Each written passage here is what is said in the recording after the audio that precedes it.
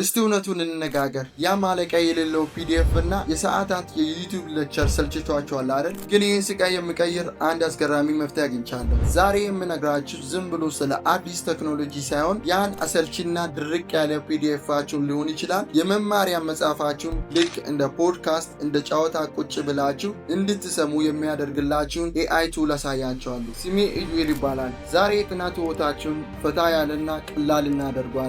ዝግጁ ከሆናችሁ ወደ ቪዲዮ። ይህ ድንቅ መሳሪያ ኖትቡክ ኤሊም ይባላል። የጉግል ውጤት ሲሆን ለየት የሚያደርገው የእናንተ የግል መምህር ሆኖ ማገልገሉ ነው። አብዛኛው ኤአይ እንደ ቻትጂፒቲ እንደ ጄሚናይ ያሉ ኤአይ ቱሎች ከኢንተርኔት ሰርች አድርገው ወይ ከእናንተ ትምህርት ውጪ የሆነ ኢንፎርሜሽን ይሰጣቸዋል። ኖትቡክ ኤሊም ግን ሶርስ ግራውንድን ነው። ይህን ስላችሁ እናንተ ከሰጣችሁት ውጪ የሆነ ኢንፎርሜሽን አይሰጣችሁም።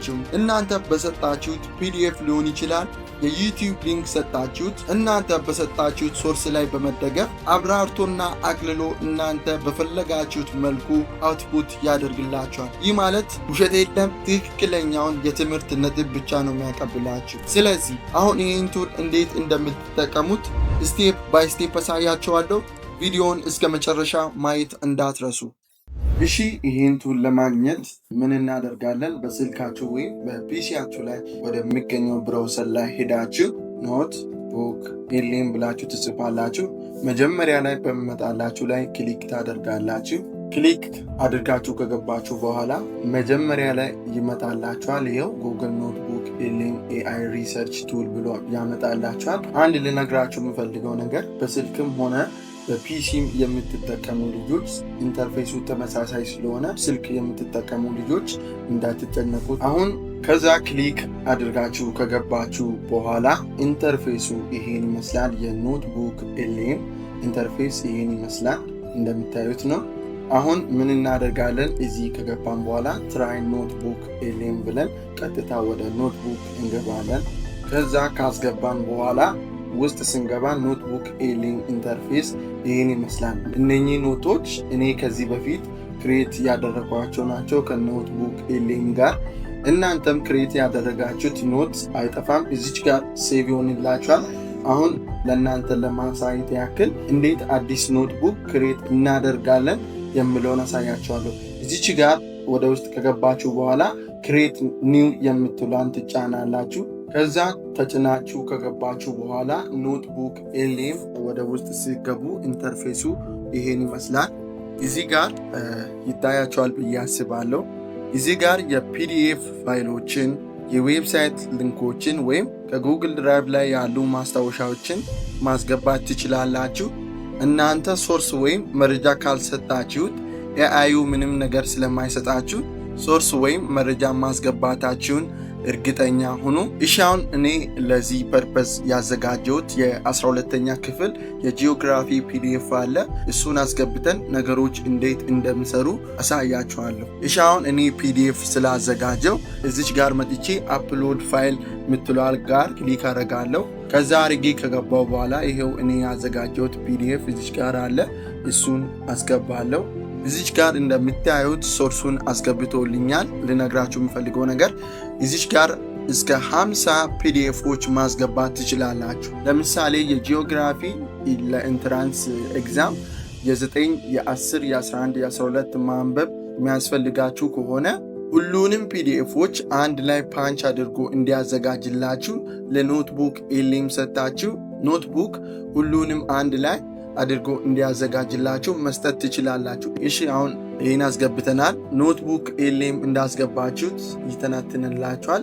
እኔ አውትፑት ላንጉጁን አማርኛ ስላደረግ በአማርኛ እንደዚህ ያወጣልኝ። እናንተን ቋንቋን ለማስተካከል ከፈለጋችሁ እዚህ ሴቲንግ የምትል አይከን ትታያችኋለች ብዬ አስባለሁ። ሴቲንግ በሚለው ላይ ክሊክ ታደርጋላችሁ። እዚች ጋር መታችሁ ደግሞ አውትፑት ላንጉጅ በሚለው ላይ ክሊክ ስታደርጉ ዲፎልቱ ያው እንግሊዘኛ ነው፣ እኔ አማርኛ ላይ አርጌ ነው። እዚች ጋር መታችሁ ክሊክ ታደርጋላችሁ። ከዛ ካደረጋችሁ በኋላ የምትፈልጉትን ቋንቋ ማድረግ ከፈለጋችሁ ክሊክ አድርጋችሁ የምትፈልጉትን ቋንቋ ከመረጣችሁ በኋላ ሴቭ ታደርጉታላችሁ። እስቲ አሁን መጀመሪያ ወደ ኦዲዮ ቀይረን እናያለን። ይኸው የኦዲዮ ኦቨርቪው አለልን። ምን ያደርግላችኋል? ያስገባችሁትን ጽሑፍ ወደ አስደሳች የድምጽ ውይይት ወይም ወደ ፖድካስት ይቀይረዋል። ልክ ሁለት አስተማሪዎች እናንተ ስለሰጣችሁት ትምህርት እየተወያዩ እንደሚመስል አድርጎ ነው የሚያቀርብላችሁ። ዋና ዋና ነጥቦችን ያነሳሉ፣ ምሳሌዎችን ይሰጣሉ፣ እንዲሁም ግልጽ ባልሆኑ ነጥቦች ላይ ይነጋገራሉ።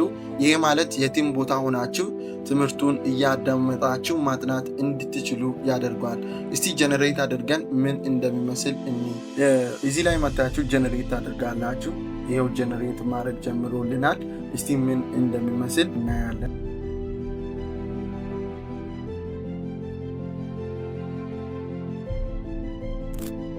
ኦኬ ጀነሬት አድርጎ ጨርሶልናል። እስቲ ምን አይነት ፖድካስት እንዳዘጋጀልን ቼክ እናድርግ። ጤና ይስጥልን። በዛሬው የጥልቅ ዳሰሳችን ላይ በጣም አጓጊ የሆነ ርዕስ ይዘን መተናል። በጣም ዛሬ የምንመለከተው የጂኦግራፊ መሰረታዊ የምርምር ዘዴዎች በሚለው ምንጭ ላይ ተመሰረተን ነው። ያው የጂኦግራፊያዊ ምርምር ስንል ብዙ ሰዎች የሚያስቡት አሰልቺ የሆነ የካርታ ንባብ ወይም የቦታ ስሞችን በቃል ቃል ማጥናት ይመስላቸዋል። ልክ ነሽ። አብዛኛው ሰው እንደዛ ነው የሚያስበው። ግን ነገሩ እንደዛ አይደለም። መረጃን፣ ቴክኖሎጂን እና የሰውን ልጅ የዕለት ተዕለት ኑሮ የሚያስተሳሰር የዘመናችን ትልቁ መሳሪያ ነው። ታዲያ የዛሬው የዳሰሳችን ዋና ተልዕኮ ምንድነው? ምርምር ማለት ዝም ብሎ በቤተ ሙከራ ውስጥ ብቻ የሚደረግ ሳይሆን የዕለት ተዕለት ችግሮችን ለመፍታት የሚረዳ ስልታዊ መንገድ መሆኑን ማሳየት ነው። ይህ እጅግ በጣም ትክክለኛ መነሻ ነው። ምን መሰለሽ፣ ብዙ ጊዜ ምርምር ሲባል ረጅም ጊዜ የሚወስድና ከአብዛኛው ማህበረሰብ የራቀ የሆነ በቤተ ሙከራ ውስጥ ብቻ የተወሰነ የንድፈ ሐሳብ ጉዳይ ተደርጎ ነው የሚወሰደው። ልክ የሳይንቲስቶች ብቻ ስራ። የሳይንቲስቶች ብቻ ተደርጎ። ነገር ግን የዛሬው ትኩረታችን ይህ ስልታዊ አቀራረብ እንዴት በተግባር እንደሚተረጎም ማየት ነው። የምንመረምረው ጽሑፍ በግልጽ እንደሚያስረዳው ምርምር የተጠናከረ ምልከታን፣ የተደራጀ መረጃን እና ምክንያታዊ አስተሳሰብን አጣምሮ የሚይዝ ሂደት ነው። ምክንያታዊ አስተሳሰብ ሲባል ያው ከተራ መላምቶች ወጥቶ ተጨባጭ መፍትሄዎችን ለማምጣት ወሳኝ የሆነ ዕውቀት የማመንጨት ሥራ ነው ማለት ነው። ዝም ብሎ በዘፈቀድ የሚደረግ ነገር አይደለም። እሺ፣ ይህንን በዝርዝር እንመልከተው። ይህንን ስልታዊነት ስንመለከት ዝም ብሎ መረጃ ከመሰብሰብ ያለፈ ትርጉም አለው አይደል እንዴ? በትክክል። ለምሳሌ ረሃብን፣ የጎርፍ አደጋን ወይም በሽታን ብንወስድ እነዚህ ችግሮች እንዲሁ በድንገት የሚከሰቱ ሳይሆኑ የራሳቸው የሆነ የተወሳሰበ መንስኤ አላቸው። የምርምር ዋነኛ ፋይዳ ደግሞ እነዚህን ስር የሰደዱ መንስኤዎች መለየት ነው። አሪፊሻውን እንደምታዩት እኛ በሰጠነው ሶርስ ላይ በመደገፍ ምን አይነት ፖድካስት እንዳዘጋጀልን ያያችሁት ይመስለኛል። እኔም በጣም የሚወደው ፊቸር ነው።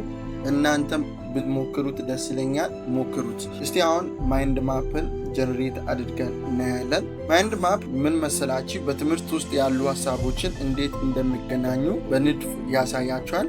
አንዳንድ ጊዜ ታውቃላችሁ የምናጠናው ትምህርት በጣም ሰፊ ከመሆኑ የተነሳ የትኛው ከየትኛው ጋር እንደሚገናኝ ሊጠፋብን ይችላል። በዚህ ጊዜ የማይንድ ማፕ ምልክቷን ስትጫኑ ኖትቡክ ኤሌም ሙሉውን ትምህርት ወደ አንድ የሚያምር የሀሳብ ንድፍ ይቀይርላቸዋል። እስቲ እሱንም ምን እንደሚመስል ጀነሬት አድርገን ጀነሬት አድርጎ ጨርሶልናል። እንከፍተዋለን። አሁን እንደምታዩት በጣም በሚያምር ሁኔታ ማይንድ ማፓችንን እንደምታዩት አድርጎ አዘጋጅቶልናል። እናንተ የትኛውን ሀሳብ ከየትኛው ጋር ማገናኘት ሳይጠበቅባችሁ ኖትቡክ ኤሌም በአንድ ክሊክ ብቻ ሀሳቦቹን እንደዚህ አድርጎ ያቀናጅላቸዋል። በጣም ጸዴ ነው። በነገራችሁ ላይ ሀሳቦቹን ለማገናኘት ወይም በአእምሮአችሁ ለመሳል አይከብዳችሁ። ሌላኛው ድንቅ ፊቸር ፍላሽ ካርድ የሚባለው ነው። ይህ ፊቸር ምን አይነት መሰላችሁ? አንዳንዴ ከባባድ ቃላትን ወይም ፎርሙላዎችን ወይም ታሪካዊ ቀናትን ሂስትሪ ላይ ማለት ነው በቃላችሁን ለመያዝ ትቸገራላችሁ። እዚህ ጋር የፍላሽ ካርድ ምልክቷን ስትጫኑ ኖትቡክ ኤሌም እናንተ ካስገባችሁት ጽሑፍ ውስጥ ወሳኝ ነጥቦችን መርጦ የጥያቄና መልስ ካርዶችን ያዘጋጅላቸዋል። ካርዱን እያያችሁ መልሱን ለመገመት ትሞክራላችሁ። ከዚያም በመገልበጥ ራሳችሁን ትፈትናላችሁ። እስቲ ጀነሬት አድርገን ምን እንደሚመስል ይሄው ጀነሬት እያደረገልን ነው። ጀነሬት አድርገን ከጨረሰልን በኋላ ምን እንደሚመስል ቀጥተን የምናየው ይሆናል። ጨርሶታል ጀነሬት አድርጎ ምን እንደሚመስል ከፍተን እናያለን። ፉል ስክሪን ላይ ኦኬ። አሁን ጥያቄውን አውጥቶልናል። መልሱን ካወቃችሁ ወደ ቀጣይ ማለፍ ትችላላችሁ። ገምታችሁ ካላወቃችሁ እዚች ጋር ሲ አንሰር የምትል ትታያችኋለች ብዬ አስባለሁ። እሷን ክሊክ ስታደርጉ ካርዱ ተገልብጦ መልሱን ያሳያችኋል ማለት ነው። ይኸው ይታያችኋል። ሲ አንሰር ይኸው ተገለበጠ። ወደ ቀጣይ ሲሄድ ደግሞ እንዲህ እቺን አይከን ትታያችኋለች ብዬ አስባለሁ። እቺን አይከን ስትጫኑ ወደ ቀጣይ ይወስዳችኋል። ይህንን ካያችሁ በኋላ ሲ አንሰር የምትሏን ስትጫኑ መልሱን ይሰጣችኋል ማለት ነው። የሚከብዷችሁ ቃላቶችን እንደዚህ አሳጥሮና አቅልሎ ያሳያችኋል ማለት ነው። እስቲ አሁን ፍላሽ ካርድን ካየን ኪውዝ ኪውዝ ማለት ምን ማለት ነው? ኪውዝ ማለት ትምህርቱን አንብባችሁ ከጨረሳችሁ በኋላ በእውነት ተረድቼዋለሁ ብላችሁ ታስባላችሁ። የዛኔ የኪውዝ ምልክቷን ስትጫኑ ኖትቡክ የለም ካነበባችሁት መጽሐፍ ላይ ዋና ዋና ጥያቄዎችን አውጥቶ ይፈትናቸዋል። ይህ ማለት ከሰው እርዳታ ሳትጠብቁ የራሳችን ውጤት መገምገም እንድትችሉ ያስችላቸዋል። ውጤቱ ምን እንደሚመስል ጀነሬት አድርገን እስቲ እንየው። ኦኬ ጀነሬት ስንለው በላዩ ላይ ክሊክ ማድረግ ነው። ከዛ ጀነሬት ማድረግ ይጀምራል ማለት ነው። ይኸው ጀነሬቲንግ ኪውዝ እያለ ውጤቱ ምን እንደሚመስል አብረን እናያለን። ኦኬ ጀነሬት አድርጎ ጨርሶልናል። እስቲ ከፍቼ ላሳያችሁ። ፉል ስክሪን አድርገው እንደምታዩት እንደ እውነተኛ መምህር አድርጎ ፈተናውን አዘጋጅቶልናል። ይህ ደግሞ እናንተን ለፈተና በጣም ስለሚያዘጋጃችሁ ዛሬውኑ ብትሞክሩት ደስ ይለኛል። ወደ ቀጣይ ልሂድ ካላችሁ ለምሳሌ ዝም ብዬ መልሱን ስመልስ አላገኘም ብሎ ራሱን መልሶ ለሁለተኛው ጥያቄ ማብራሪያ ለመልሱ ማብራሪያ ይሰጠኛል ማለት ነው። ራሱ ፈተና አውጥቶ ይፈትናችኋል። ጥያቄውን ልክ ካልሆናችሁ ራሱ የተሳሳታችሁትን ያዘጋጅላችኋል ማለት ነው። በአጠቃላይ ኖትቡክ ኢሌም ይህን ይመስላል። የተቀሩትን ደግሞ እንደዛ እያደረጋችሁ ቪዲዮም ጀነሬት እያደረጋችሁ ሪፖርት ምን እንደሚመስል ራሳችሁ ጀነሬት እያደረጋችሁ ይዩት። በአጠቃላይ ኖትቡክ ኢሌም ጊዜያችሁን በመቆጠብ ጥናታችሁን ውጤታማ ለማድረግ ምርጥ አማራጭ ነው። እናንተ ከዚህ ፊቸሮች የትኛውን ይበልጥ እንደተመቻችሁ ኮሜንት አድርጉልኝ። ይህ ቪዲዮ ከጠቀማችሁ ሰብስክራይብ ማድረጋችሁ እንዳትረሱ። ለጓደኞቻችሁ እንዲደርስ ላይክ እና ሼር አድርጉላቸው። በቀጣይ ቪዲዮ እስክንገናኝ ቻው።